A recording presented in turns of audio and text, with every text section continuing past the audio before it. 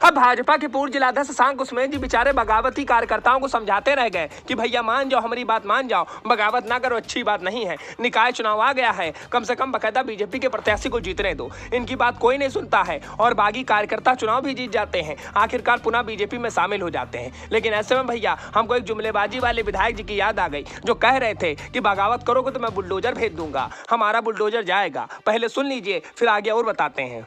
आप मांग की टिकट हमारे प्रत्याशी के खिलाफ विरोध करेंगे तो हमारा बुलडोजर जाएगा।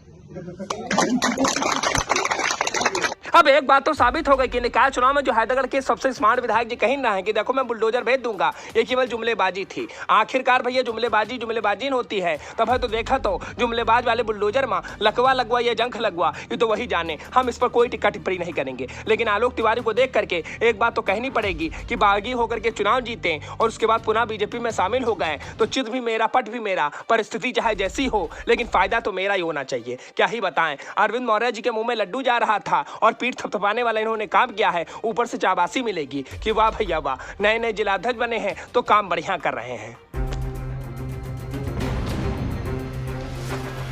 अब आराम से भैया पूरा लड्डुए खवा दोगे का? ज्यादा लड्डू और मीठा खाना भी सेहत के लिए ठीक नहीं होता है।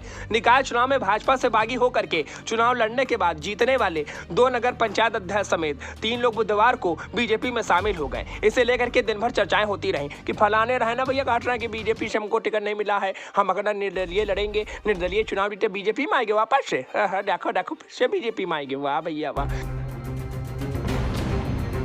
अब यही तरह सब जने भैया खुसुर फुसुर करत रहे हो का देखती हो, सब बकता खुसुर फुसुर करत रहे। निकाय चुनाव के दौरान टिकट बंटवारे में असंतुष्ट हैदरगढ़ के भाजपा कार्यकर्ता आलोक तिवारी और भैया रामनगर के पूर्व अध्यक्ष रामशरण पाठक बागी हो गए थे। भाजपा ने जिन लोगों को टिकट दिया था उनके खिलाफ ही इन लोगों ने निर्दलीय रूप से नामांकन पत्र दाखिल कर दिया और भाजपा कार्यकर्ता और कुछ बीजेपी के नेता भैया इन लोगों का अंदर समर्थन भी कर रहे थे, गुटबाजी भी सामने आई थी। लेकिन आलोक तिवारी जहां हैदरगढ़ के नगर पंचायत अध्यक्ष तो वहीं रामनगर के रामशरण पाठक जी अध्यक्ष चुने जाते हैं। तीनों भैया चुनाव जीत जाते हैं और इस दरमियान तीनों जो बागी थे इनके साथ भैया देखा तो देवा के नगर पंचायत अध्यक्ष हारून वारसी भी बुधवार को बढ़िया लखनऊ तीनों जने पहुंचत हैं और पहुंच करके भाजपा प्रदेश अध्यक्ष भूपेंद्र चौधरी और उत्तर प्रदेश के उप मुख्यमंत्री केशव प्रसाद मौर्य जी के सामने बीजेपी ज्वाइन कर लेते हैं। फिर बाराबंकी आते हैं, अरविंद मौर्य जी से मुलाकात करते हैं तो अरविंद मौर्य जी बढ़िया इनका स्वागत करते हैं तो लोग लड्डू भी खिलाते हैं। तो हम कहना तनिक आपका बता दी कि देखो भैया जो बीजेपी के बागी ना है वो बकायदा पुनः बीजेपी में शामिल हो गए।